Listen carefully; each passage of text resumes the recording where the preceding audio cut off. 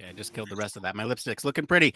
Hey, everybody. Welcome back to another episode of Human Factors Cast. This is episode 307. We're recording this episode live on March 20th, 2025. I'm your host, Nick Roome, and I'm joined today by Meghan Michaels. Hello. Hello, and Erin Gustafson. Hi. Welcome, ladies. Barry couldn't make it today, but we have a really exciting show for you all. We're going to be talking about South by Southwest. It's a conference. Maybe you heard of it. It's kind of a big thing. If you're not Erin, maybe you've heard of it. But we'll get into all that and more. um, don't really have a whole lot of intro for you, so I think we just jump into it. What do you say? Sounds great. Okay, let's get to the news then.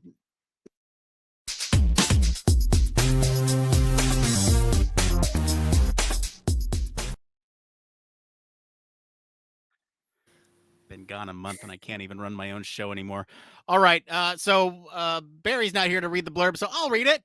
So Nick, what's the news story for today? Thanks, Nick. Well, South by Southwest, or SXSW, is one of the biggest conferences blending tech, design, film, and music, bringing together innovators from all over the world. This year, we're diving into how human factors, UX, human-centered design were represented at the event.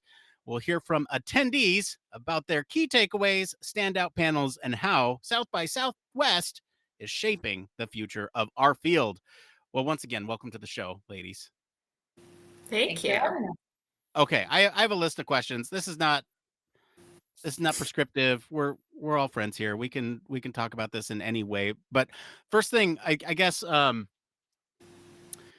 I made a little joke at the top of the show about Erin not knowing what South by Southwest is. So I'm going to ask I'm going to ask Erin, what is South by Southwest, and then answer the question, what is South by Southwest to you? Oh, okay. So South by Southwest started as like a film and then music festival, and it's now expanded to be a much larger conference type setting, but there's still the film and music pieces, those artsy pieces that kind of kicked it off. And it's really like a huge meeting of the minds. If there's something that you want to understand further, connect with people on, like, it's happening there. It's crazy how much they fit in. And there's several different tracks. There's a film and music track. There's an interactive track. There's like a platinum track where you go to everything. But basically every day they've designed it really cleverly from a human factors perspective, from my thinking. They've kind of blocked off, there's like main times. So like there's like 10 a.m., 11 and 11:30, and then like a 12 and like a 2. And that's when most of the sessions take place. And then you can kind of pick and choose each day. There's an overwhelming amount of options, way more than the +or-7 rule that we should have. But there's so much to do. But then you can kind of narrow it down. So each day is no longer overwhelming. Just the choice of what you do that day is. And then there's like entertainment that your badge gets you into in the evening, and different events, boxes to scream in, all kinds of things. And so to me, I think that's a good like objective description. But to me, I was just kind of blown away. It's a place where you can really network outside of your typical breadth, or connections or net. I met a lot of people with Meghan and Molly over there in the comments, that I don't think I would have gotten the opportunity to run into otherwise. At one point, I was a room away from Ben Stiller. I met Missy Pyle. What? Is that your claim to fame? No, I think meeting Missy Pyle was probably that. She gave me her blender bottle. I traded an empty notebook for her blender bottle, playing the trade game. And then my claim to fame is probably my relocation of art from that weekend. If you met me, you've seen the videos, you've heard the story. You probably sent me a picture of a balloon. I should probably try to look that up here while we're talking. Maybe. But it's just like, it's a huge melding of ideas. And you have access to, I think, circles that you wouldn't normally have access to. Mhm. Yeah, and Megan, you have a little bit of a different relationship with South by Southwest because you're actually there as a moderator. Yeah, so I mean, Aaron really hit the nail on the head in terms of the the bringing together of so many different industry types, right? So you've got media, you've got tech, you've got government, you've got uh, film and music, all of these different things, and so you literally are in a space with people that you wouldn't normally ever be in the same space with. And so as a result, when you're you know walking around, you've got like the typical conference setting in a convention center where you've got sessions being offered that you can go and listen to or participate in. It's a workshop or it's a book reading, or you can go into like the giant rooms and you can learn about reverse extinction from Colossal. Lots of options, but they also have these individual installations all over the city where companies are taking over full buildings for a few days at a time, and within those buildings they're offering their own focused learning, networking events, all that kind of stuff. So you've got all these multi layers. Now one of those big main events that occurs at South by, which once you've gone to South by Southwest, you officially can refer to it as South by, Nick. So you have to do that now.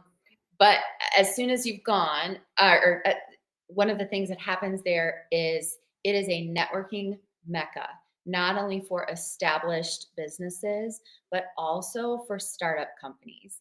And so one of the big events that they have there is a startup pitch competition sponsored by Southwest. Lots of, like I said, lots of those like houses, those installations, those companies might host their own like small startup pitch competition, but this is the big one. There's lots of different categories.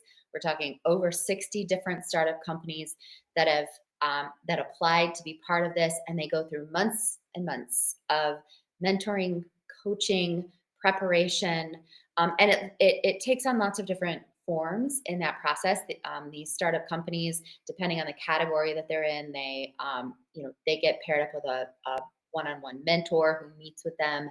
They To practice their pitch, they create a video with their slide deck that they're going to do on stage, and then they submit it. And that was my role. I was a video pitch coach, so I would receive the videos, and then I would provide, based on a rubric, I would provide them feedback on, have they hit all their components and elements of their pitch, like what solution are they solving, what's their revenue model, what goodness are they adding to the world with the work that they're doing. um, and so this would kind of go back and forth for a few months, and then during the conference itself, there was a day where they finally got to like be on stage and they practiced. It was kind of a dress rehearsal where they received actual performance coaching, like on site, from an amazing team of people there. And then it was actual pitch day, and it took place over 2 days because like I said, there were over 60 small startups that were pitching. And it's such a unique environment because you have so many people in the room that wouldn't normally be in the room. So there were companies that might be pitching for fintech or um, something in the agricultural industry, but there are investors in a completely other industry that are having their minds blown because ideas are being presented that they just never thought of. So it's an incredible opportunity for these people. It's immensely exciting.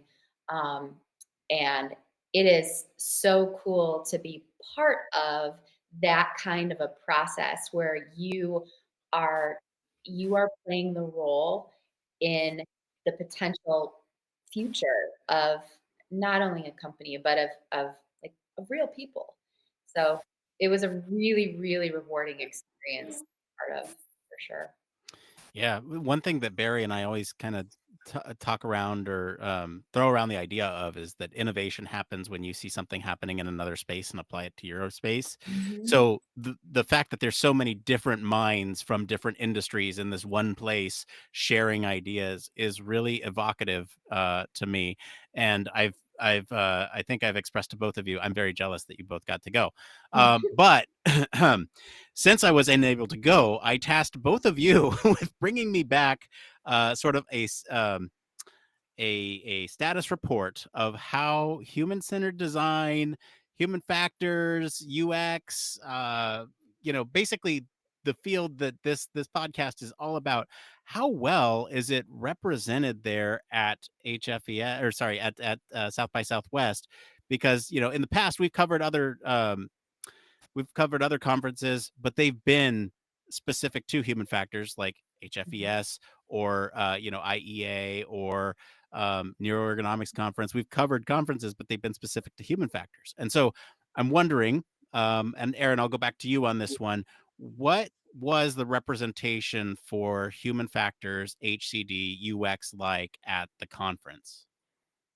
So I was actually really impressed with the amount of representation. There were multiple options for sessions every day in like every section. I told you there were kind of those basic 4 blocks. And so there was everything from like UX and UI designer and researcher meetup to sessions hosted by a researcher from Google where they talked about like uncommon research methods and the science that they were based in and how to apply them to one of my favorite sessions talked about like kind of getting back to our roots and what actually is human-centered design and what do we care about. And so there was definitely a lot to learn, a lot to think on. And then there were a lot of like human-centered design adjacent ideas, right? Mhm. So Megan and I went to a session that was given by an interior designer about designing office spaces to be more neuro-friendly. Um, and I think that like somebody in the human factors or UX field or in human centered design could really pull a lot of ideas just from that, tangential presentation. And she was really honest that like, this isn't something she's studied. This is a thing that she's done with her life and like it's important to her and she has data from just, her doing her job. But I think there's a lot we can learn and pull into the field from those very important and adjacent topics. And so I would say it's very well represented. There were a lot of researchers there. There were a lot of designers there who specialized in either human-centered design or UX and UI. I didn't see anybody really labeling themselves outside myself as a human factors engineer, but we're all kind of there's a lot of overlap in our fields. So Yeah, for sure. And Megan, I know your background is more in education, so I associate you human factors and HCD by affiliation, by Mhm. those who you work alongside and sort of the way that your brain thinks. So I'm kind of curious, from your perspective, what is your take on the representation there, and were there any surprises for you? Um, you know, I, Aaron did a nice job of really encapsulating what it was like. I think the thing that continued to strike me were the just the options that were available. Um, and when we think about how do we how do we ensure that we're meeting the needs of all of the people that we're trying to serve, it's not just about um, you know it's not just about topic variety, right? It's about how you're going to be receiving that information and interacting with that information. And so you've got the full spectrum of like full on just I'm going to sit and listen, right? To like the ability to have they had mentor sessions, they had full on workshops, they had full interactive experiences where you could like fully walk into um, the experience. Like there was I wasn't able to go to it because it was the day after we left. But literally, it was a session where the whole space was a giant bathroom. Did you see that, Erin? Yeah. So you could, and it was all about various ergonomic structures and ideas of the future of bathrooms and where they were going, which is hilarious and awesome. But you can have the best conversations when you're immersed in that space. So really, really speaking to all of the different ways that people are able to process, connect, and then apply what it is they're learning and experiencing to make it their own and then share with others. And I think really that's one of the biggest and most important takeaways of South by is that you're taking away the goodness that is there, and um, you know you're able to embrace, if I will say, if you are able to, and Erin and I talked about this, um, there's two ways to approach a conference. There is the I'm going to plan every minute of the day, or I'm going to plan to not have a plan. And when you do that, it allows you to do what Molly just said, intentionally embrace chaos, because there is a lot happening. I mean, literally, we were walking down the road and there was a random thing for the Love is Blind show, and the cast was out there taking pictures and people could ask questions.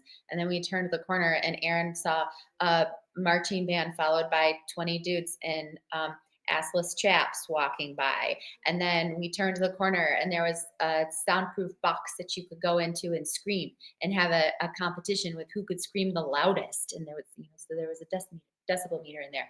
So like,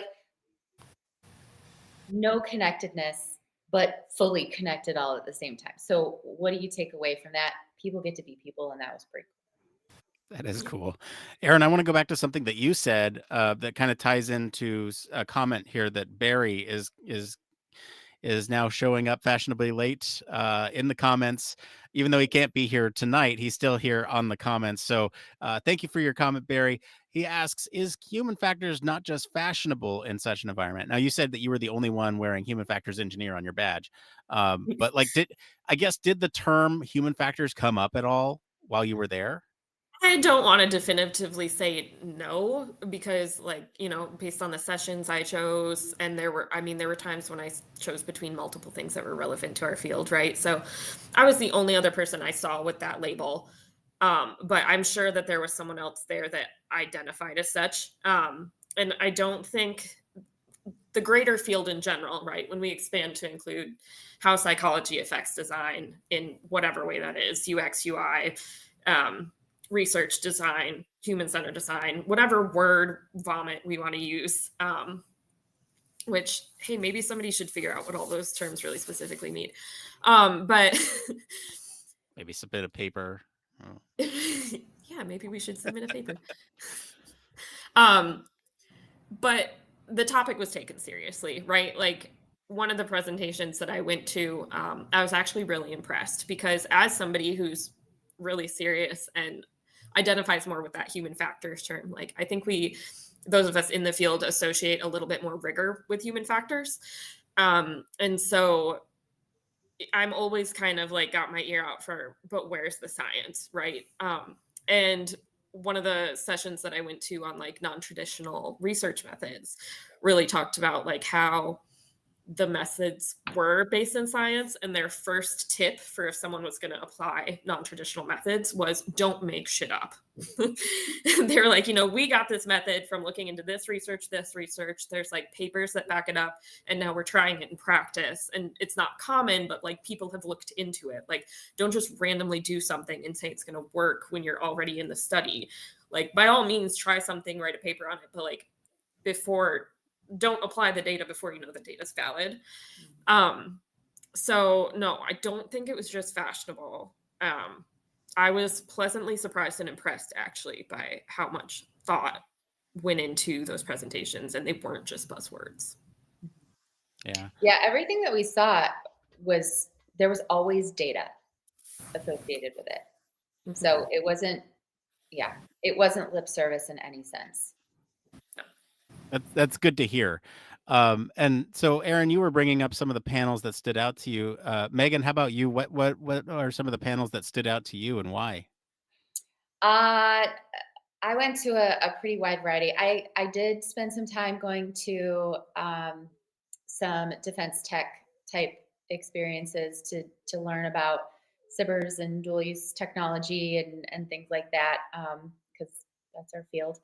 Um, so I did that. Also, like I said, I went to a reverse extinction conversation. That was fascinating. Uh, Shout out to the woolly mammouse, woolly mammoth, yeah, mouse. Um, that was very cool. I spent a lot of time at the pitch competition.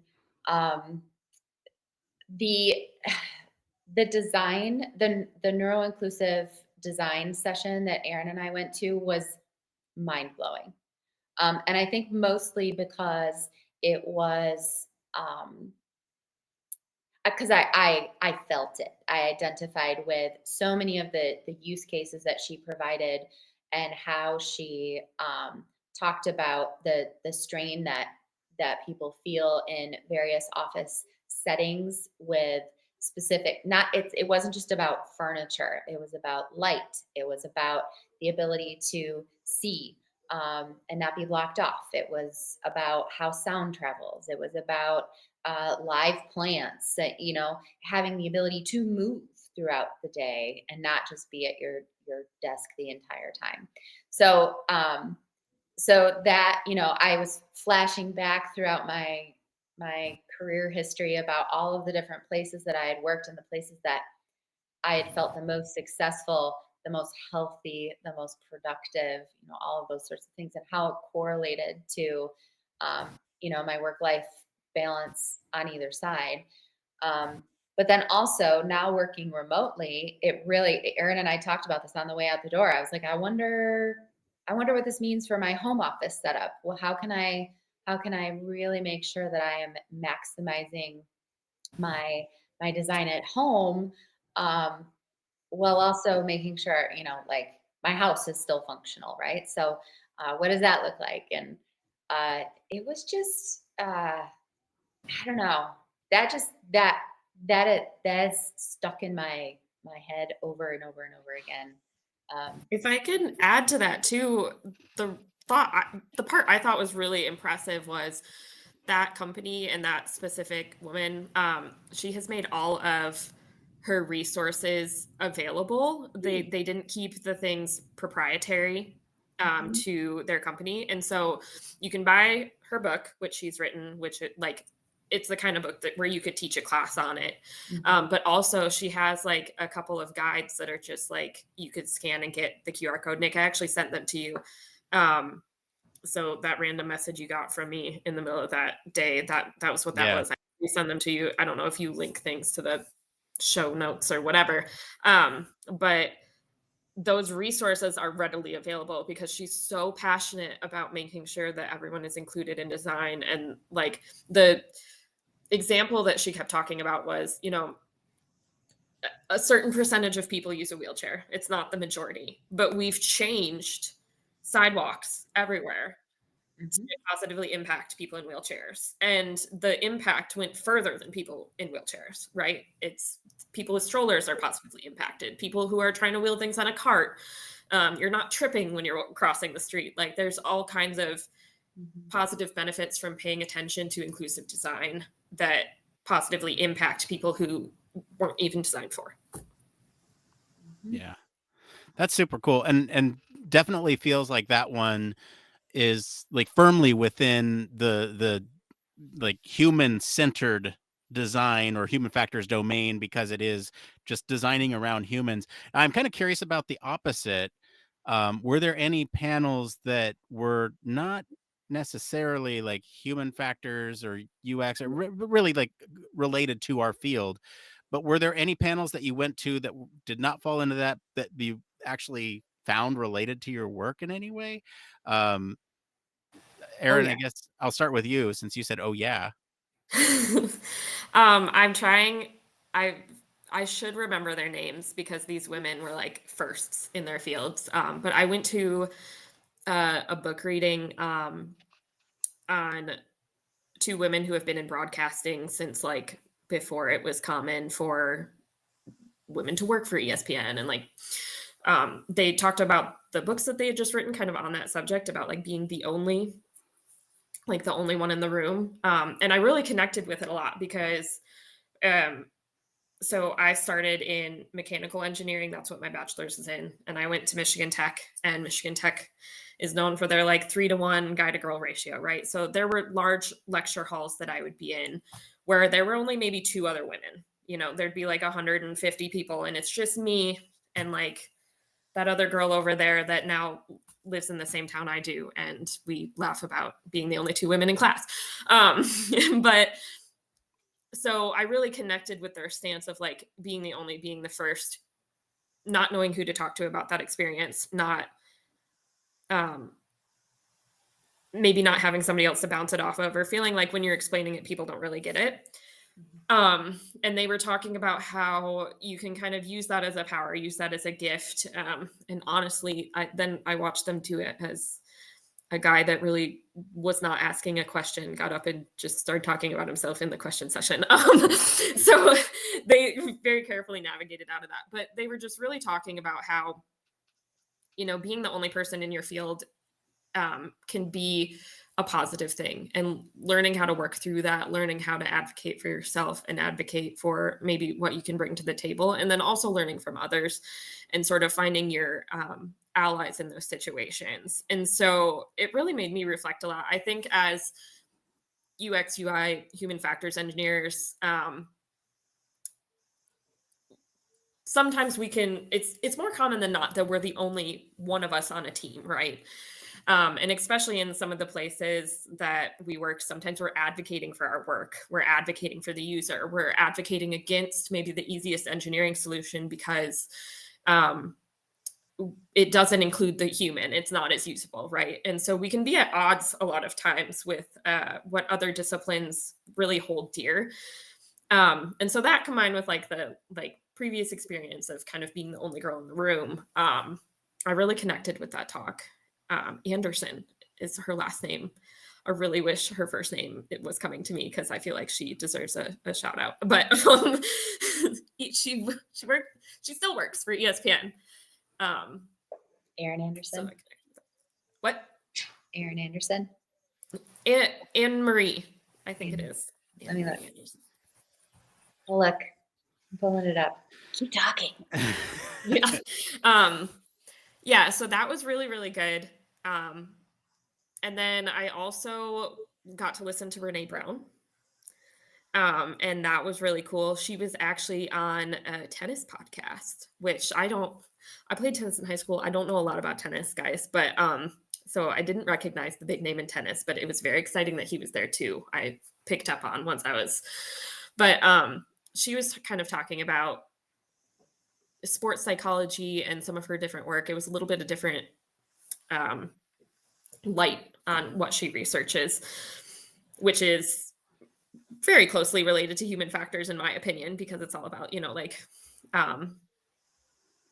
performance and kind of believing in yourself and like how you navigate in the world. And so that was really awesome to listen to. And their responses and question and answer session was really cool. People asked about losing a loved one, about like how to take the next step in their career. And they had just really good, like solid comebacks where it was like clear that it's up to you, but like, here's an idea of how you might frame it, that I was really impressed with. Mm-hmm. And then, I mean, there's so much, even just screaming in the box. Like it was, I think, okay, so I'll add to that, but it was Anne Marie Anderson, and her book was called Cultivating Audacity. Yes, I was right, Anne Marie. All right. Right. Thank you, Anne Marie. But you know, I think what is so cool about South by is just the ability to have your own human experience, right? Like the screen box is a really great example of that.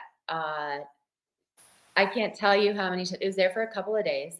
I cannot tell you how many times I walked past it And every person's reaction was the same. Oh my God, this is so funny. Then you watch them go in and they scream their heads off and they come out and they look like different people. The release that they had. And it was the only place that they ever thought it was okay to do that. Someone gave them a safe space to let it all out. And that's powerful. That's really powerful. The other thing, it probably seems really silly, maybe even vain, but Erin and I did one of the best experiences while we were there. You know what they did? Outside, they're in a parking lot. There was a semi truck that was basically like deconstructed like a transformer, and it flipped up on the top. And up on the top, there were 4 hairstylists. Inside the truck, it was opened out to the side, and there was like this big stage. Inside, L'Oreal was demoing and promoing a brand new supersonic, crazy, amazing hair dryer. Doesn't seem like a big deal, but if you are a person that uses a hair dryer every day, you know a hair dryer can make or break your day, right? So they had, a couple of women there and men there who were, working to like promo this new device. But in the process, you could put your name in line and you could get a blowout from a stylist for free with the new hair dryer. Any person who has ever had a hair dryer blowout done on their hair, it is relaxing. You feel amazing afterwards. Your hair looks so beautiful. It's so shiny. It's got volume. You just had a professional hair treatment for free. And we walked out with a whole bag full of all kinds of swag of like hair treatments and um, things that smelled good and like lotions and probably, I mean, I have no idea how much all of that stuff was worth, but I just do. you just I looked it up. it was not It's a lot. cheap. But like again, human experience, right? There was an opportunity where you could experience a new tool, right? And if you had $475 to spend on a new hair dryer, awesome, great, you could buy it. But that was secondary to the experience. And the experience was, we see you, this is a time for you to relax and let somebody treat you for a minute. And that is priceless, especially with the rate at which the speed that we are constantly moving, and we are at the beck and call of so many people and so frequently putting other people before ourselves. So that was honestly like probably like some of the top 15 minutes of the entire time. It just, I don't know. It was just a reminder of pause. Right. Well, and even that was a learning experience, right? Like Mhm. The I tale behind it was learned so cool. yeah. I learned that I didn't actually know that your hair could look the same way all day with a certain amount of zhuzhing. Um, so that was an engineering feat in itself to me. And Mhm. then we also learned a ton from the assistant product manager. She Monica. was incredible. She was very incredible. We had a little bit of time to wait, so we were like, "Pitch us. Let's see how does this work? Tell us your story." It was Yeah. fascinating. That's And super her whole cool. story was cool. Like I learned a Mhm. lot about a whole nother field. Oh my gosh, it was amazing. Shout out to L'Oreal and how they like their whole process for how they onboard and train leaders in their company. It's phenomenal. She was in a full year-long program, Well, all by L'Oreal. Like, amazing. yeah. Well, I feel like I have to throw a disclaimer on this now. This podcast episode brought to you by L'Oreal Hair Care. I think this is a great time for us to take just a quick little break, and we'll be right back right after this. Yes, truly, huge thank you as always to our patrons. You all truly keep the lights on, and special shout out to our sponsor, L'Oreal. Great hair starts with L'Oreal Paris. Whether you're battling frizz, craving deep hydration, or protecting your color, our expert formulas give you salon quality results right at home. Stronger, shinier, healthier hair, you got it. Powered by premium ingredients and advanced hair science, because you're worth it. Try L'Oreal Paris hair care today, available wherever you shop. Okay, so again, we're here. That was fake. We're not actually. So if you want to pay us for that, Not sponsored. and the We just had a previous, great time. I mean, clearly their marketing is working, because you got me to do a read, and you all had a fantastic experience and learned a lot. I want to get back to an interesting concept that both of you have been bringing up, is that South by, I have to refer to the full thing because I haven't been there. South by Southwest is an everything conference, and there's like everything from music to tech to investing to everything. Right? There's so many different types of experiences there. And the reason I want to touch on this just a little bit is because I'm curious, were there any sort of trends that were emerging across the field, or across all these varying industries? Was there anything that came out that's like, hey, there's something happening? Um, like, was there anything you picked up on while you were there? I mean, it's ingrained in everything we see everywhere right now anyway, but AI was a huge topic. It was in the film track, it was in the music track, it was a joke in the comedy set we went to. It was with it, there were sessions that connected to human factors that you could watch on it. Like that AI and how we're going to use AI and like what that means was definitely woven throughout everything. Were there any takeaways? Like, were there any consensus among? That's harder for me to answer just because of the scope of what I chose to go to, and what I was super interested in. I leaned a little more into the human aspects than the machine, while I was there. But I don't know.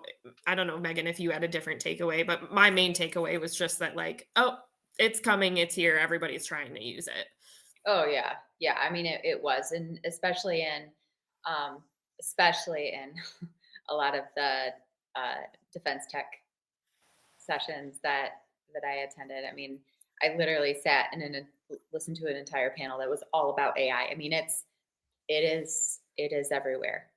Um, I think the thing that I found interesting about it was there is very intentional there's a very intentional focus on the ethics around it and Mhm. ensuring that the people that we are creating systems for that are, and that are embedded with AI are safety is being considered, and the the language models that are being used to build the databases for it. It's not it's not just being thrown together, is what I'm trying to say. There there's a really, really important human element that's driving it. That's interesting. Yeah, because Mm. I feel that AI right now is sort of this battle of tech trying to advance, but also trying to do it in the right way without any sort of regulation. So it's interesting that you bring up ethics as one of the key talking points, and it's encouraging to hear. I guess as we sort of round out the hour here, have a few more questions to sort of wind us down. Um, I want to talk a little bit about sort of the unexpectedness of finding things that you weren't expecting. That's what unexpected means, I guess. So, so I guess, did you find any sort of what was the most unexpected moment? That's a better way to phrase it. What is the best most unexpected moment that you had that was either thought provoking or just genuinely changed your outlook on something? I feel like I feel like I need to shout out Molly for this one. It was a pleasure to meet Molly. Megan and Molly have been friends for a long time, and she was sort of our South by guide there. And um, her careful mentorship as I rearranged an art installation that weekend really really has stuck with me. I think it stuck with a lot of the people that I met, and I would even go so far to say that maybe it even gave me a name. Um, I think that like it allowed me to kind of put down my mark. That and she also encouraged me to play the trade up game, and I mentioned earlier meeting like Missy Pyle, but if she hadn't have been kind of nudging me, well, really, and Megan too, but Molly seemed to have the ideas. Um, but I don't know. I think I've networked in a way that I never networked before, and I just really enjoyed a professional setting in a way that I hadn't before. So I would say the art reinstallation really stuck out most to me. Okay, hang on. I'm getting reports there was a missing balloon stand. Do you see this in the news? There's a missing balloon stand Cannot confirm or deny. from some hotel Mhm. at South by Southwest. They're still looking. They're hot pursuit for the perpetrator. From a hotel? That doesn't sound No, right. it Yeah. wasn't a hotel. Oh, okay. Well, It's must hard be a enough. different perpetrator. There were balloons all over the place. I guess we can tell that story at the end if you're comfortable with it and want to. Megan, what was the most unexpected moment for you? Hmm, you know, I had a couple. I think that for me, attending the events in the evening uh, where there was the really heavy networking that was happening, that was um, I don't even know how to describe it. You meet people that you just never expect to meet. People that you have way more in common with than you would have ever expected to have things in common with. Um, People who are kind, people who are funny, people who are brilliant, people who are launching brand new businesses and things you wouldn't ever think of launching. I stood and talked to this guy for a really long time next to a machine that was embroidering a handkerchief with my nickname on it while he told me all about his augmented reality uh, app that he had developed for phones so dinosaurs could show up everywhere. Stuff like Huh. that, you know. Um, and then the next minute, I was talking with, you know, vice presidents of companies and executive directors of various organizations and former officers of the military and like it's just it's fascinating to me um, how many different people there are in the world and how we all have our own unique mark that we can make. But when we connect with people in settings that wouldn't normally be where we would meet them, that's where just such wonderfully cool conversations can occur. Um, I think especially being a woman in our field and working, we like to say like we're in the good guy defense stuff, you know. Um, or I like to talk about how we work on the boring things that make the world go round. And if they aren't working, then the world doesn't go around. So Mhm. um, it was so wonderful to meet so many other women working in defense tech and hearing about their experiences, learning about making those connections so that uh, you we're broadening the web of support and raising voices and creating new opportunities. That stuff is just priceless. So, for me, especially, it was really about um, stepping outside of my comfort zone. I've known a lot of people for a long time. One of the things Erin and I talked about was one night we were sitting around a table, and there were a lot of pretty big time executives sitting at the table. And she was like, "Look at who's sitting here." And I was like, "Yeah, 5 years ago, we weren't like all of these people weren't at this level yet. But what happens is when you develop connections with people and then you nurture them over time, 5 years later, 10 years later, you're looking at a very different setup at the table now. And, that doesn't happen when you just go and just shake somebody's hand. It happens when you go and shake someone's hand and you genuinely take the time to get to know them. One of my favorite things to say to people is not, "It's nice to meet you, it's nice to know you." And that hits different. So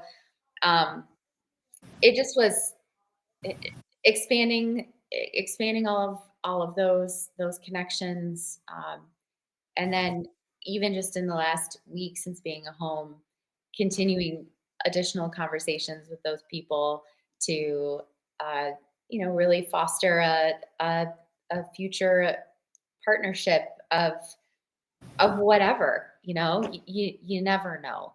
You never know what opportunities are waiting in the wings that somebody else has brewing, that they're just waiting for the right person, the right company, the right idea to pop out of the woodworks. And it doesn't happen unless you're talking to people. So I really, really tried to take advantage of those events when I wasn't doing the coaching. The coaching piece for the startups was so rewarding. It was unbelievable to see. I Erin, how many? 32. I reviewed 32 different companies in my feedback. And the seeing so many of them present, and having gone from where they were initially to where they were on their pitch day, it was just, I felt like a proud little parent. um they had just grown so much. But um it wasn't just about the presenting, it was about these companies that were part of the program. They really did have an element of putting goodness into the world. And to hear all of these incredible companies who had just, they weren't just like napkin ideas at this point. These are companies that have already been started and they have prototypes, or they've been running for a little while. So they're already proving that their idea works and that they are helping the world. And just to hear their stories and see where they wanted to go was just awesome. So I don't know, I just really tried to kind of rest in those experiences, um, and think about how that looks moving forward and what that looks like in my daily life now. Yeah. So what I'm hearing is that every moment was unexpected for you. Is that right? Yeah, I mean, well, truly, like literally the morning after we got there, Aaron and I were talking, and we legitimately said, "Okay, our plan is to not have a plan." There are a few sessions that we absolutely want to make sure that we go to, right? That were related to the work that we do, because they looked interesting. We knew that we'd be able to learn something from them. We knew that we'd be able to have a little bit of networking opportunities in those. We also had networking events that we were specifically signed up to go to in the evenings. But the space in between is where you would embrace the chaos and let yourself end up where you were just going to end up, because there was something new around the corner at every single turn. And the there was so much change happening from day to day. I mean, like the screen box was only there for 2 days. We were there for Mm. 5. There was other things that were there was a um, the thing that took its place was an Olive and June like RV type thing. Olive and June is a nail polish. And you could go in and you could get manicures and you could do so like stuff changed. It was like the food trucks of Experiences. experiences. Yeah. I want to add to Megan. I had said this to Nick kind of behind the scenes, but now that you were kind of talking about networking, first networking there was so different than any conference I had ever been to, and something about it felt much more genuine. But I think part of that much more genuine piece, I realized afterwards that like I had never had an opportunity as like women in my field before to watch other women network, right? Like a lot of times when I've been on a business trip in the past or at a conference, it's been largely in the company of like men, which is great. There's tons I can learn from them too. But I think there's something to be said for like, having a role model that looks like you. And so getting to watch Meghan network and do what she called holding court in the evenings. I was just like, it light bulbs literally, and it sounds dramatic, but it really clicked for me much differently than other experiences I had had. Like networking doesn't need to be a stiff handshake and like elevator pitch. There's a time and a place for that, but like network can be just genuine connection, which I just related to a lot more. And I think both Meghan's style and getting to watch that combined with the setting of South by, where things are just a little more natural and laid back in that way. I think that was an unexpected benefit or an unexpected thing that I learned. Yeah. Okay. We're almost out of time. So I have to ask the question, are we going to comment on the balloon thing or no? There was a balloon arch. It was relocated. Some nice young men may have opened the door when asked, and a security guard may have just watched that balloon arch go right by. That may have happened. And how it happened, we don't know. I guess the last question we can sort of end with is sort of reflecting on your experience. Well, two questions. One, how would you sort of improve this for the human factor side of things? And then two, which kind of goes along with it, is would you recommend human factors folks or HCD or UX or however you identify as go to South by Southwest? Megan, you go first. I keep going first. Yeah, without a doubt.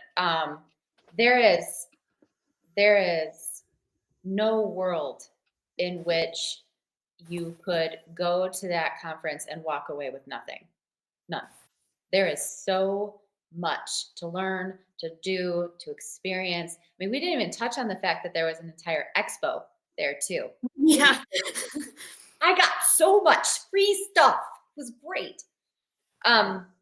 But yeah, I mean, it is what you make it though too, right? Like you could go and just like only do one style of learning. You could go to sessions for, where you sat for a half an hour and just listen to people. You could do that, or you could go the whole gamut and do all of the wild and crazy things too, and go to concerts and comedy shows and those things. In terms of improving it, I think maybe the one thing that is not communicated well and that you don't know unless somebody tells you about it is the plan to not have a plan.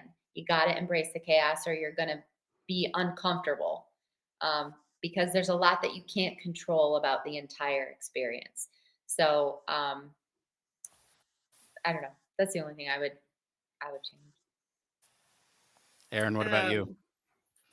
So yes, this conference is definitely for UX, UI, human factors professionals. I think especially in if you're in the exact place I was, where you need to let a little bit of rigidity out of it and remember why you got into this field.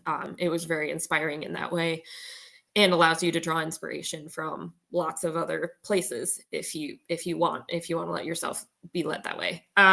Because I am who I am, though, and I do have my background, the 7 ± 2 rule was not applied in their app.